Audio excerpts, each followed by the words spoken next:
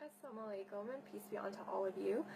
Here today I just wanted to share with you briefly my story as to how and why I converted to Islam. So I'll just get started. So growing up I actually was raised in a very devout Catholic household. Without fail, my parents used to bring us to church every single Sunday. We used to practice all of the holidays and celebrate all the holidays and the religious sense. My parents would fast on Fridays. I actually went to Catholic school my entire life, so definitely very well versed in the Catholic faith. But the one thing I will say is, even just growing up, I did know a lot about the faith, but I was never really brought to think about why I was particularly doing things, or you wouldn't really think very deeply into theology particularly. And you know, it was after the fact when I finished high school and I started going to post-secondary education, like college, university, that was when I finally actually started thinking a little bit about my faith. Maybe it was the rebellious sense in all of us when we finally become somewhat independent and we want to be our own person, but definitely it was a little bit more than that. I remember, you know, just going to school after the fact, and it was the first time in my life I was actually intermingling with people that were not of the same faith group with me, just because, you know, going to a Catholic school, all my friends were Catholic. You know, I was a good girl. I never really went out a ton, so I can't say that I really had a lot of friends outside of my faith group. But when I actually went to college, university, I actually for the first time interacted and met, you know, Muslims as an example, and it kind of made me think about my faith in a greater sense. Like, I remember, you know, just going to church and thinking, for the first time in my life, like, you know, we're not supposed to be worshiping idols, so why do we even have, you know, like, statues inside the church that people are praying towards? Or if we're supposed to be praying to the one God, like, why are we praying to the Virgin Mary, or why are we praying to other people and saints when, you know, God is the creator of all things and God is the Almighty? In that sense, like, it just kind of raised a lot of questions, or I started thinking simply about you know, Trinitarian issues, and the fact that if Jesus was praying, who is he praying to if he is God? Or why would he be in need particularly? Like, a lot of these things, no matter who I would talk to, wouldn't really have a great resolution. You know, just to name a couple of other things, like, if God is eternal, then how could God die? Like, I really just couldn't wrap my head around a lot of these issues, and the more research I did, the more I realized that a lot of these theological issues came after the fact, and the pure Christianity was actually Unitarian, but it was the later kind of additions that changed the faith to make it what we know it as today, particularly, meaning kind of more of a Pauline Christianity. But I won't get into that. So generally, at that point, that was kind of when I was questioning a little bit more, but I really didn't have much of a solution. I just had questions. I started kind of looking into agnosticism, just because I figured, you know, if Christianity is wrong and, you know, all of these other religions are quote-unquote polytheistic, and I can't really accept that. They're either polytheistic or they're not particularly religions. They're more kind of like ways of thinking and whatnot. I don't really want to be involved with any of these, and I never really found a good monotheistic solution, but at the same time I wasn't really looking much into religion. You know, but then it got to a point where I actually got in discussion about religion with some Muslims, actually, when I was at school. And I really didn't know much about their faith, to be quite honest. I had all of the stereotypical kind of ideas as to what Islam actually was. You know, the fact that it was terrorist mongering and a violent faith, and, you know, they just want to convert everyone by the sword, quote unquote. or, you know, intolerant. They just wanted to kill everybody that didn't agree with them.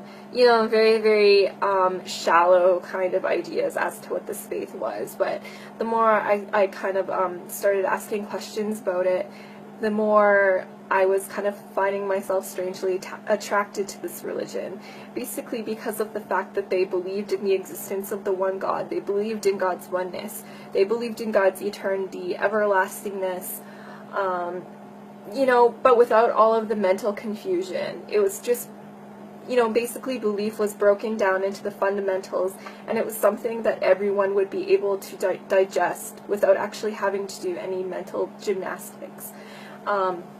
So, long story short, I started looking a little bit further into Islam, not really wanting to particularly accept it as my religion, but still attracted to it nonetheless. I started taking a religious studies course where I actually was able to look at Islam from an unbiased, kind of scholarly perspective, and again, I found myself kind of being attracted to it because of its, you know, rationality. And the fact that Islam could meet kind of belief in science halfway. It was rational, but it had proof at the same time. It wasn't just asking you to believe without any questioning or proof whatsoever. So again, looking into the Quran, I found the exact same thing. You know, Allah would command His servants to question or think about things or ponder about things, and that was something that I definitely wasn't used to previously with the Bible, and something that was very attractive for me. Actually pondering and meditating about my religion, you know, it kind of gave me some kind of peace in my heart that I was really, again, becoming very attracted to, but again, I wouldn't accept Islam as my religion until I was entirely sure about it. You know, so again, reading more into the Quran, I was finally also able to put Judaism and Christianity into perspective, particularly looking into the role of prophets. Jesus is seen in Islam as a prophet and not being divine. And again, if you look at the Bible from a Quranic perspective, you'll see again all of these proofs in the Bible. The fact that Jesus, peace be upon him, attests to the oneness of God, and never anywhere in the Bible does he ever claim divinity, simply. You know, so reading into the Quran, it was slowly kind of answering questions for me. You know, when I would bring up all of these horrible arguments that I would see online and whatnot, to people of faith that were actually well versed in their religion, you know, I would always find some kind of resolution.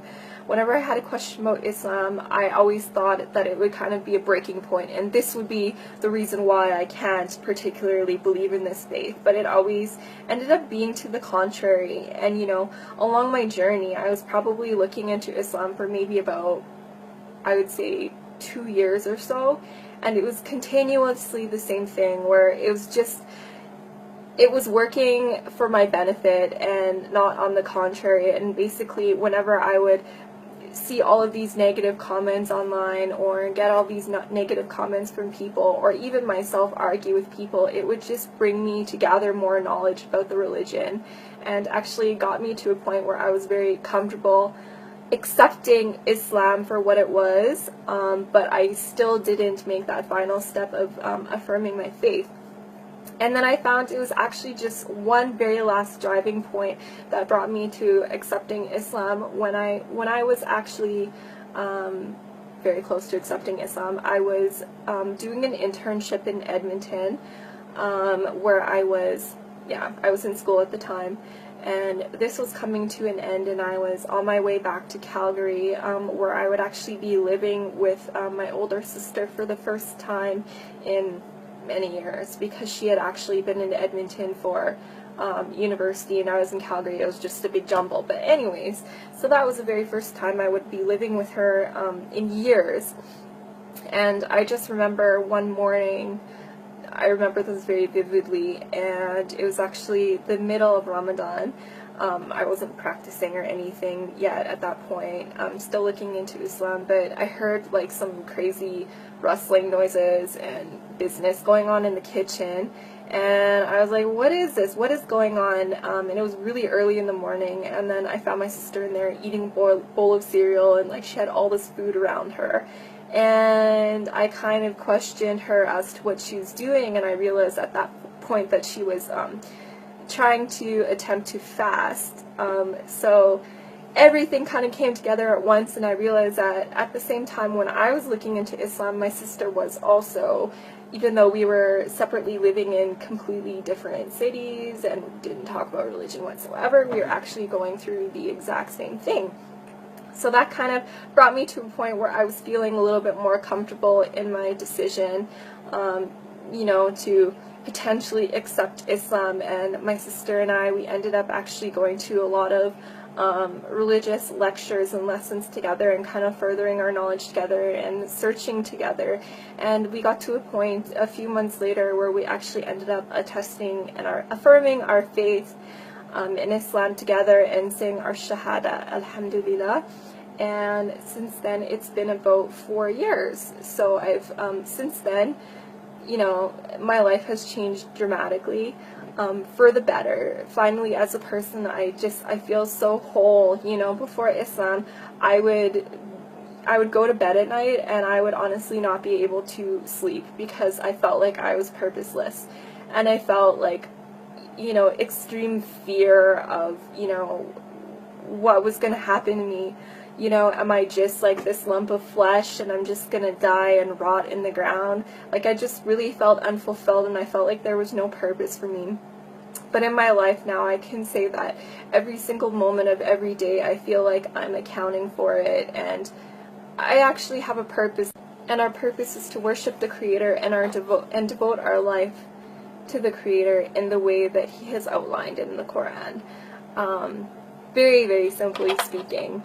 But anyways, so that's my story. I'm gonna keep it short and leave it at that, but inshallah, I hope any of you out there perhaps benefited from this story, and I hope to be of service to anybody, you know, with any questions about Islam whatsoever.